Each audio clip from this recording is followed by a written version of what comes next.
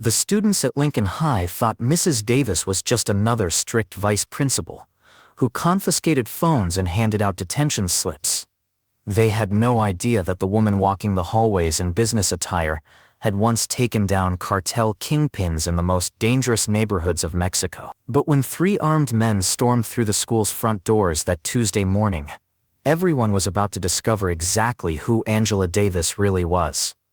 I wonder where you're watching this story unfold from today. Whether you're in a bustling city like New York or a quiet suburb in Texas, you've probably seen educators who seem to handle every crisis with unusual calm.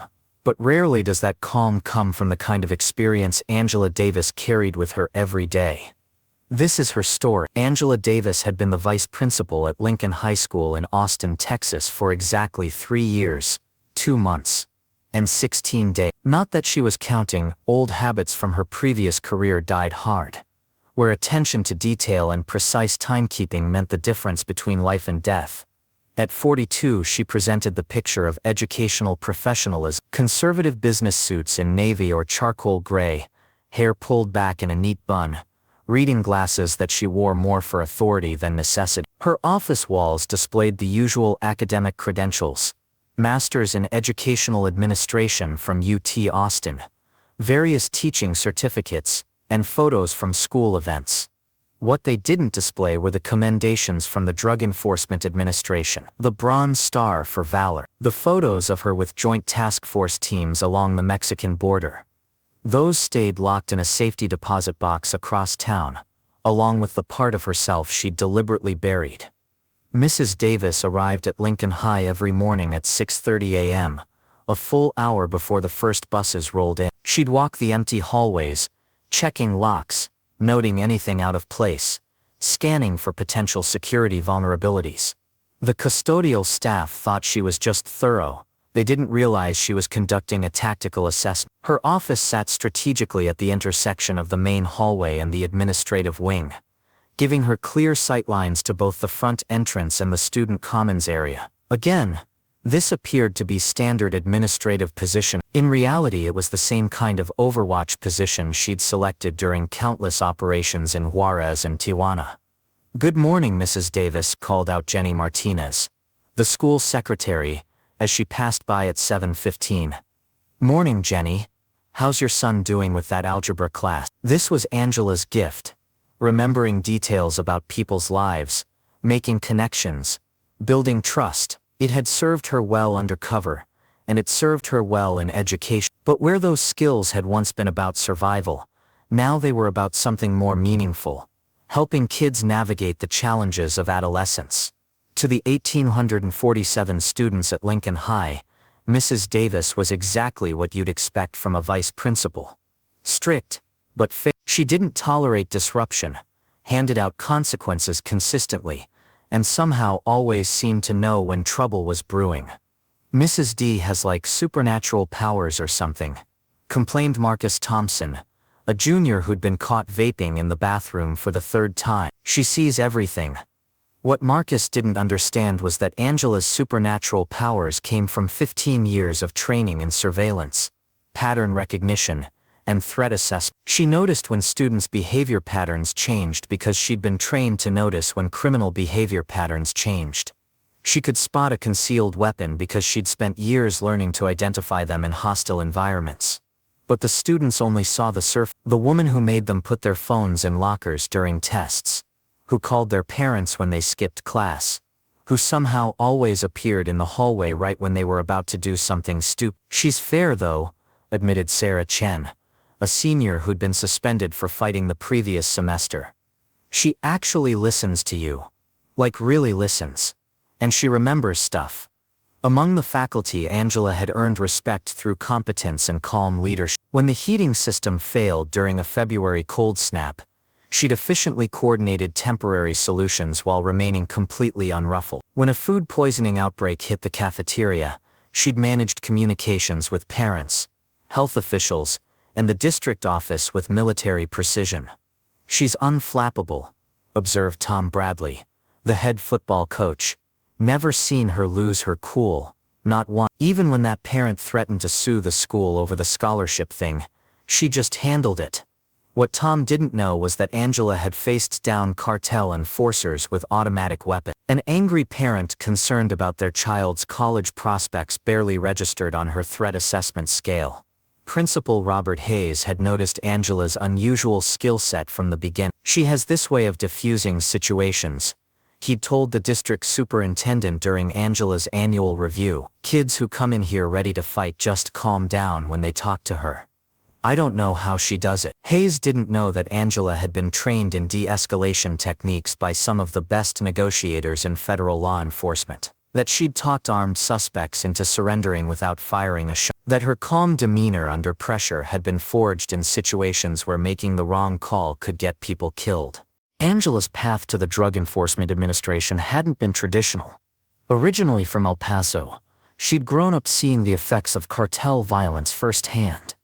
Her neighborhood had been relatively safe, but the stories from across the border were inescapable. When she'd graduated from the University of Texas with a degree in criminal justice, federal law enforcement seemed like a natural fit. The DEA recruitment process had been brutal. Physical fitness tests, psychological evaluations, extensive background checks, and months of training at the DEA Academy in Quantico. Angela had excelled in everything: firearms training, surveillance techniques, undercover operations, and crisis management. Her first assignment had been to the El Paso Intelligence Center, analyzing drug trafficking patterns and coordinating with Mexican authorities. But Angela's bilingual skills, cultural knowledge, and natural ability to blend in had quickly marked her for more dangerous work. For 7 years, Angela had lived a double life that made her current secret identity as an educator seem simple by comparison. She'd posed as everything from a money launderer's girlfriend, to a corrupt border official to a cartel accountant. Each operation required her to become a completely different person, to bury Angela Davis so deep that even she sometimes forgot who she really was. The closest call had come during Operation Desert Storm. Not the military conflict, but a joint DEA-Mexican federal police operation targeting the Sinaloa cartel's distribution network in Juarez. Angela had spent 8 months building a cover identity as Elena Vasquez, a logistics coordinator helping move product across the border. She'd attended cartel meetings where casual conversation included planning murders. She'd eaten dinner with men who tortured people for sport. She'd smiled and laughed, and played her role while documenting everything for the eventual takedown. The operation had been a massive success: 47 arrests, including 3 high-level cartel leaders, and the seizure of over $50 million in drugs and assets. But it had also cost Angela something fundamental. After 8 months of pretending to be someone else, she'd started to lose track of who she really was. The event that changed everything had happened during Angela's final undercover assignment. Intelligence had suggested that Eduardo Salinas, a mid-level cartel operative, was planning to eliminate several witnesses in an upcoming federal trial. Angela's mission was to get close to Salinas and gather evidence of the planned murder. She'd spent 3 months building trust with Salinas's organization, working her way into his inner circle as a financial advisor, helping him launder money through legitimate businesses.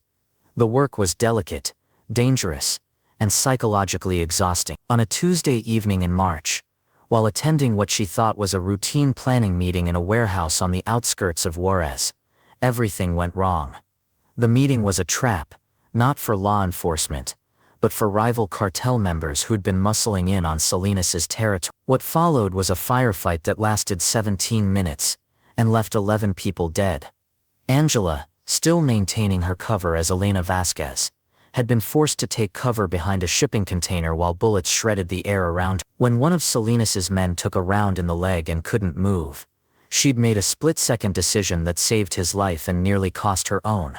Using combat medical training from her DEA preparation, she'd applied a tourniquet and dragged the wounded man to safety while under active fire. Her actions that night had cemented her position in the organization, and given her nightmares that would last for years. The psychological toll of undercover work finally caught up with Angela during the aftermath of the Juarez incident. She'd been so deep in cover for so long that she'd started thinking like the criminals she was supposed to be catching.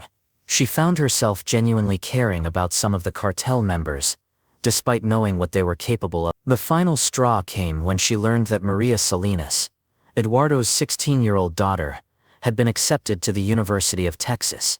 Angela had helped Maria with her application essays, genuinely wanting to see the girl escape the violence of her father's world. When the DEA operation finally went live and Eduardo was arrested, Maria's college dreams died with her family's financial stability. Sitting in her hotel room in El Paso after the operation concluded, Angela had stared at herself in the mirror and realized she no longer recognized the person looking back. She'd spent so many years pretending to be someone else that she'd lost track of who Angela Davis was supposed to be. The decision to leave the DEA hadn't been easy.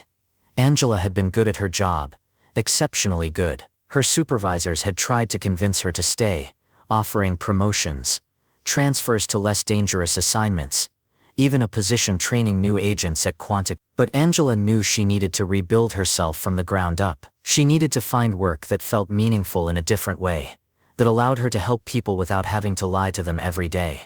Teaching had seemed like a natural fit. Her master's degree in criminal justice transferred well to educational administration, and she'd always been good with people. More importantly, working with young people felt like a way to atone for some of the things she'd seen and done during her years undercover. The transition hadn't been seamless. After 15 years of constant vigilance and life-or-death decision-making, the relatively mundane concerns of educational administration had felt almost surreal. Worried parents, budget meetings, disciplinary hearings, none of it carried the weight she was used to.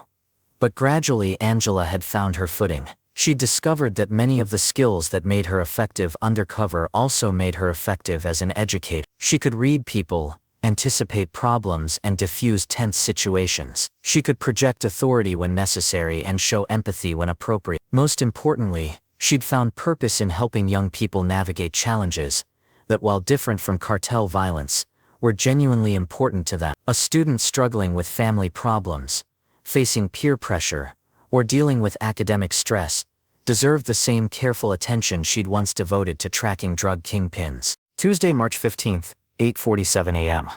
The morning had started normally. Angela had completed her routine security walk, reviewed the day's schedule, and settled into her office with coffee and the stack of disciplinary reports that seemed to regenerate overnight. Spring semester was always challenging. Students restless for summer break, senioritis affecting graduation-bound students, and the usual drama of teenage relationships reaching fever pitch. Her first appointment was with Derek Morrison, a sophomore who'd been caught selling fake hall passes to other students. Not exactly cartel-level criminal behavior, but Angela treated every disciplinary issue with the same serious attention. Patterns of small-scale rule-breaking often indicated larger problems at home or with peer groups. "Derek," she said as the lanky 16-year-old slouched into her office, "tell me about these hall passes." What followed was a standard conversation about accountability, consequences, and making better choices. Derek was fundamentally a good kid who'd gotten carried away with a get-rich-quick scheme. Angela assigned him 2 weeks of lunch detention and a requirement to write an essay about integrity. "Yes, ma'am," Derek mumbled, accepting his punishment with the resigned grace of a teenager who knew he'd been caught fair and square. As Derek left her office, Angela noticed something that made her pause. A white van had been parked across the street from the school for the past 20 minutes. Not unusual in itself, parents, delivery drivers, and contractors regularly parked in the area. But this van had darkly tinted windows, no visible company logos, and hadn't moved since she'd first noticed it during her morning walk. Old habits kicked in.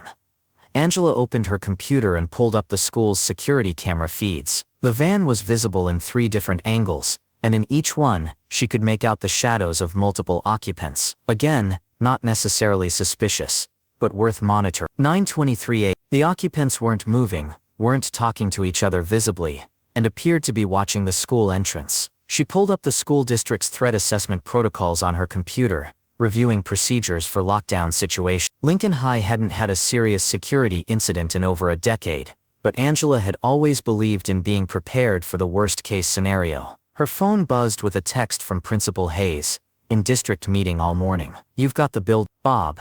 Perfect timing, Angela thought grimly. If something was about to happen, she'd be the ranking administrator on site. 9:47 a.m. The call came into the main office, and Jenny Martinez answered with her usual cheerful professionalism.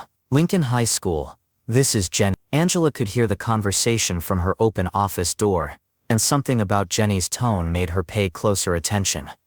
"I'm sorry, could you repeat that?" Jenny was saying. "You're looking for what information?" Angela stepped out of her office and approached Jenny's desk. The secretary's face had gone pale, and she was gripping the phone receiver with white knuckles. "Sir, I can't provide student information to unauthorized callers," Jenny said, her voice shaking slightly. "If you'd like to speak with administration," Angela asked, though her tactical instincts were already providing unpleasant possibilities.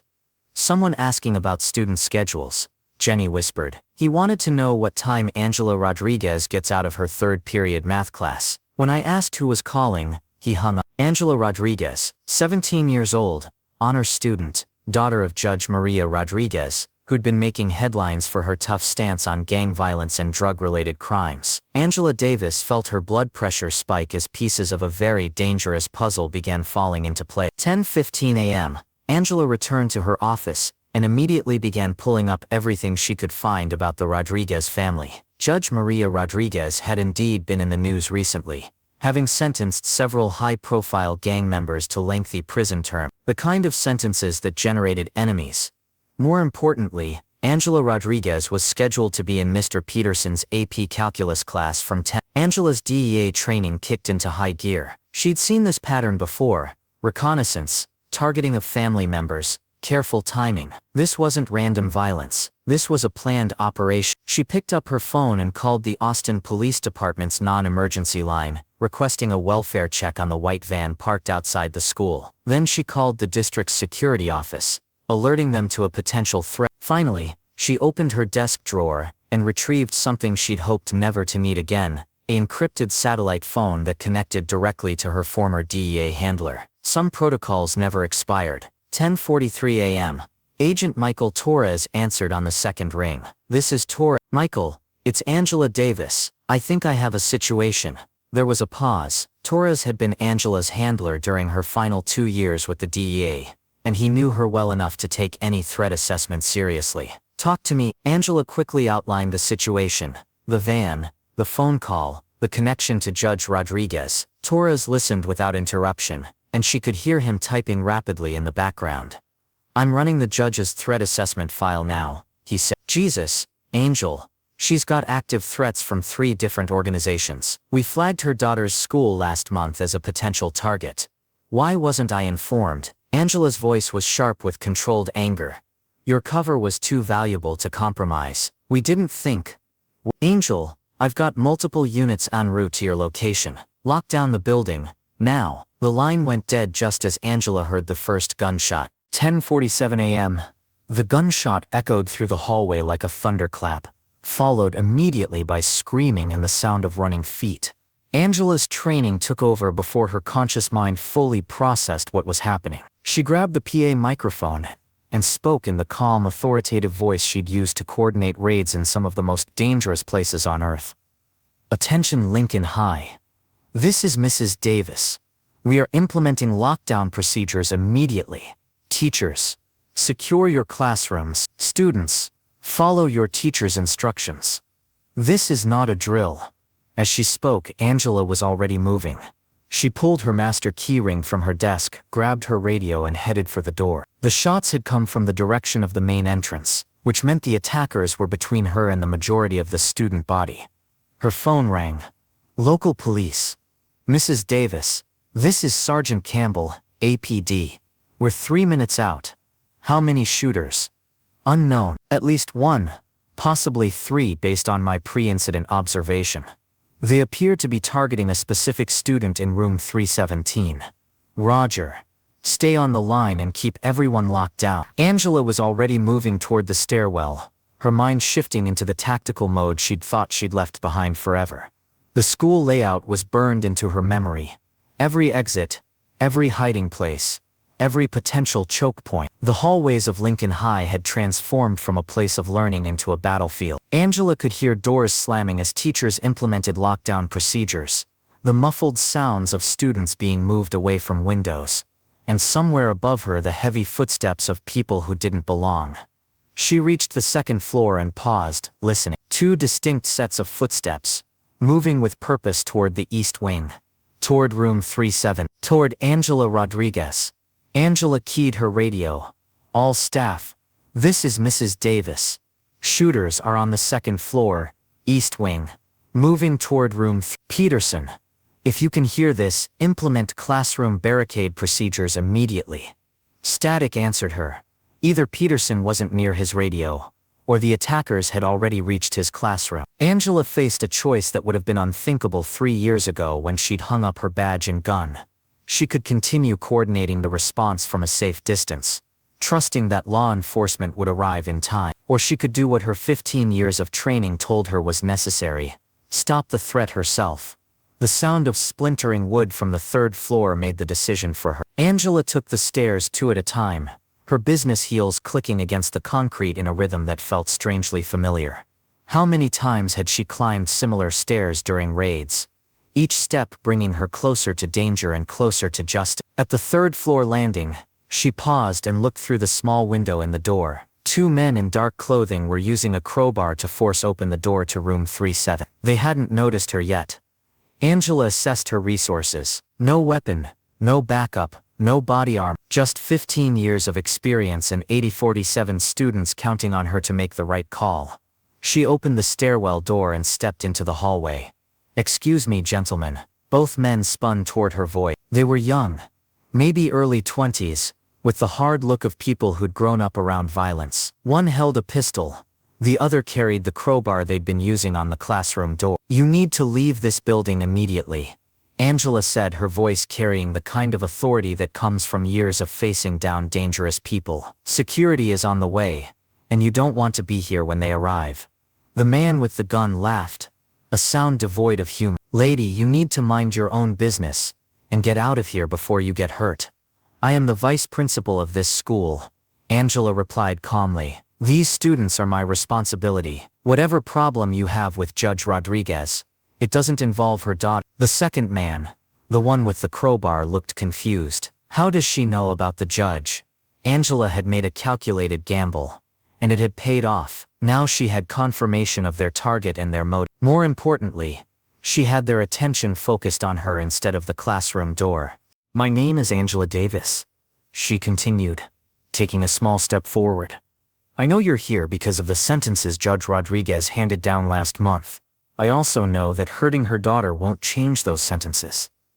It will only make things worse for everyone involved." The gunman's eyes narrowed. "You don't know anything about us, or what we're here for. Carlos Mendez, 22. Daniel Ruiz, 20. Both of you have associates who were sentenced by Judge Rodriguez in the past 6 months. Both of you are about to make a mistake that will ruin whatever's left of your lives." Angela was bluffing about the names, but her delivery was confident enough to plant doubt. The 2 men exchanged glances, and she could see uncertainty creeping into their expression. "The police are already on their way," she continued. "You have maybe 2 minutes before this hallway is full of officers with much bigger guns than the one you're carrying. Your best option is to walk away right now." "Shut up," the gunman snapped, but his voice lacked conviction. "We came here to send a message." "The message has been sent," Angela replied. "You got into the school, you reached the target area, and everyone will know that Judge Rodriguez's daughter was in danger. Mission accomplished. Now make the smart choice and leave." For a moment, Angela thought the negotiation might work. The 2 men were clearly having second thoughts, and the distant sound of sirens was growing louder. Then the classroom door behind them opened. Mr. Peterson appeared in the doorway, his face pale with fear. "Mrs. Davis? What's happening out here?" The interruption shattered the fragile tension Angela had been building. The gunman spun toward Peterson, and Angela saw his finger move toward the trigger. 15 years of DEA training condensed into a single moment of action. Angela lunged forward, her hand striking the gunman's wrist as his finger tightened on the trigger. The shot went wide, punching a hole in the ceiling tiles and sending debris raining down on the hallway. The man with the crowbar swung at Angela's head, but she'd already moved, using the gunman's body as a shield while she fought for control of the weapon. Her hands found the pressure points she'd been trained to target, and the gun clattered to the floor. The second attacker came at her again with the crowbar, and Angela shifted into combat mode completely. She ducked under his swing, grabbed his wrist, and used his momentum to send him crashing into the locker. The crowbar fell from his grip as he hit the metal doors with a sound like a car crash. The gunman tried to recover his weapon, but Angela kicked it down the hallway well out of reach. When he came at her with his fists, She put him down with a textbook compliance hold that left him face down on the floor with his arm twisted behind his back at a painful but non-damaging angle. "Peterson," she called out, never taking her eyes off the two subdued attackers. "Please check on your students and make sure everyone is safe." The Austin Police Department's tactical response team arrived 4 minutes later to find Angela Davis, vice principal of Lincoln High School, calmly holding two armed intruders in submission while directing evacuation procedures over her radio. "Ma'am," said the lead officer, "I'm going to need you to step away from the suspects." "Of course," Angela replied, releasing her holds and stepping back with her hands visible. "The weapon is approximately 15 feet down the hallway. Neither suspect appears to be seriously injured." As the officers took the attackers into custody, Angela noticed that teachers and students were beginning to emerge from their classrooms. Their faces showed a mixture of relief, confusion, and something else. "Ah, Miss Davis," called out Sarah Chen, the senior who'd been suspended for fighting earlier in the year. "How did you do that?" Angela looked at the faces of the students and faculty who were gathering in the hallway. People she'd worked with for 3 years. People who thought they knew her. People who had no idea that their quiet professional vice principal had just used skills learned in some of the most dangerous places on earth. "I had some training," she said simply. Within hours, Lincoln High School was crawling with investigators from multiple agencies. Local police, FBI, DEA, and district security officials all wanted to understand exactly what had happened, and how a school administrator had managed to single-handedly stop an armed attack. Angela found herself in the familiar position of being debriefed by federal agents. Though this time she was the one providing testimony rather than gathering intelligence. Agent Torres had driven down from Dallas personally to handle her interview. "So let me get this straight," he said, reviewing his notes in the school conference room that had been converted into a temporary command center. "You identified a pre-incident threat based on surveillance patterns, correctly assessed the threat matrix, implemented appropriate containment protocols, and then physically neutralized 2 armed suspects using non-lethal force." "That's an accurate summary," Angela confirmed. "Angel, you've been out of the game for 3 years. How did you maintain that level of readiness?" Angela considered the question. The truth was, she'd never really left the game. Her mind had continued to assess threats, identify patterns, and calculate responses even in the relatively safe environment of educational administration. "Some training stays with you," she said finally.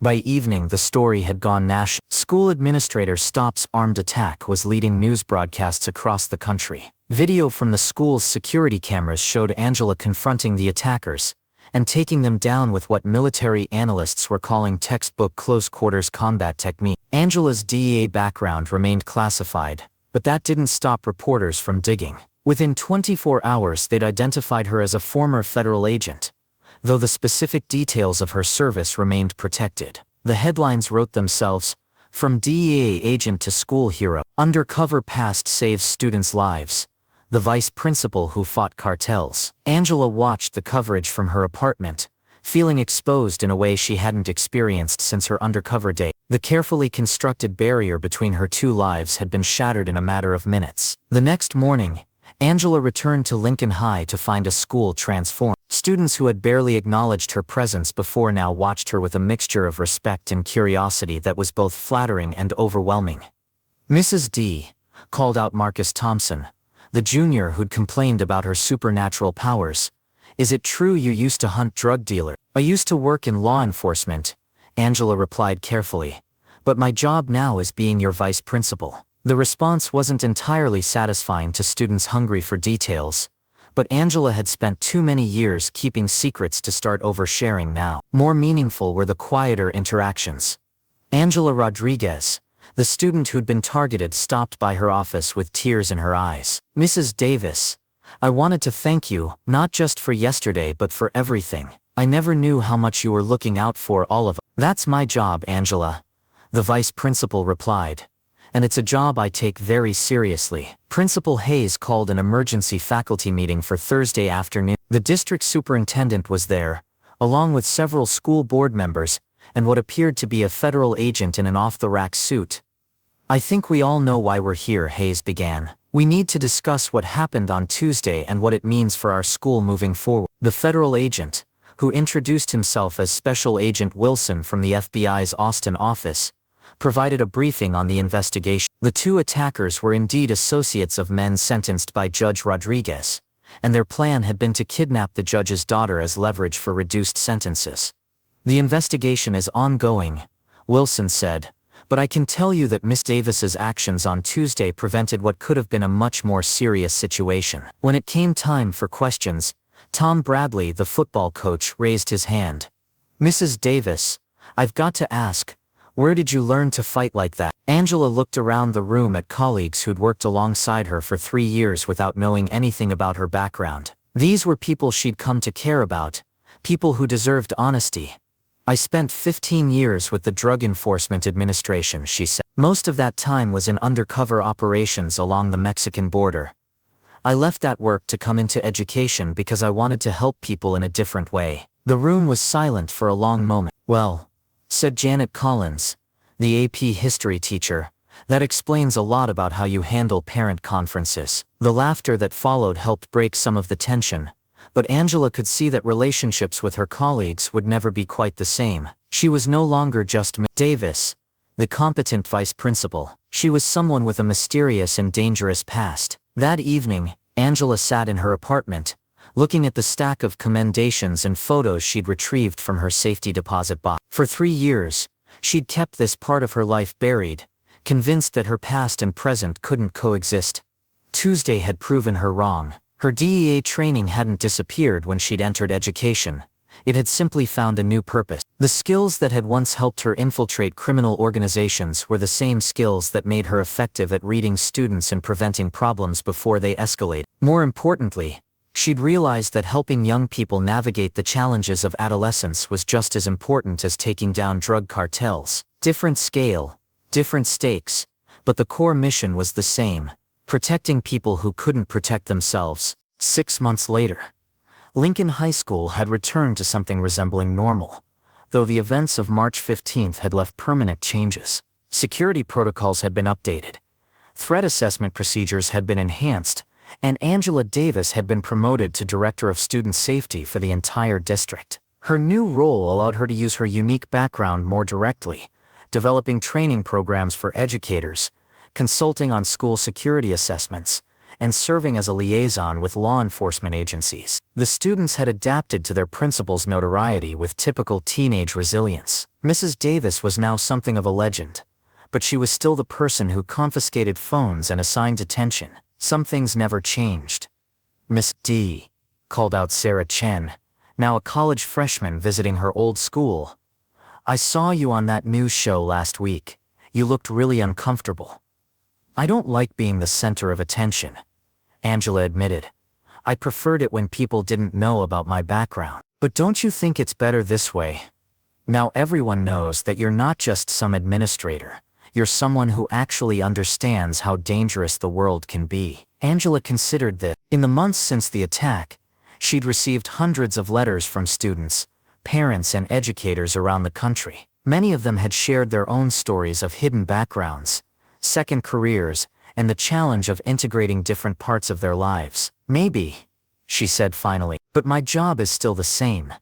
Take care of students, help them learn and grow, and keep them safe while they do it." The story of Angela Davis became something of a case study in schools of education and law enforcement training programs. Here was proof that career transitions didn't have to mean abandoning valuable skills, that diverse backgrounds could strengthen rather than complicate professional effectiveness. More importantly, her story had become an inspiration for other educators facing their own challenges. If a former DEA agent could find meaning and purpose in helping teenagers navigate algebra tests and relationship drama, then perhaps all problems of scale were really problems of perspective. On quiet mornings, when Angela walked the hallways of Lincoln High before the buses arrived, she sometimes thought about the path that had brought her from the dangerous streets of Juarez to the safe corridors of an American high school. Both environments had required the same core skills: observation, assessment, quick thinking, and the courage to act when action was necessary. Both had been about protecting people who deserved protection,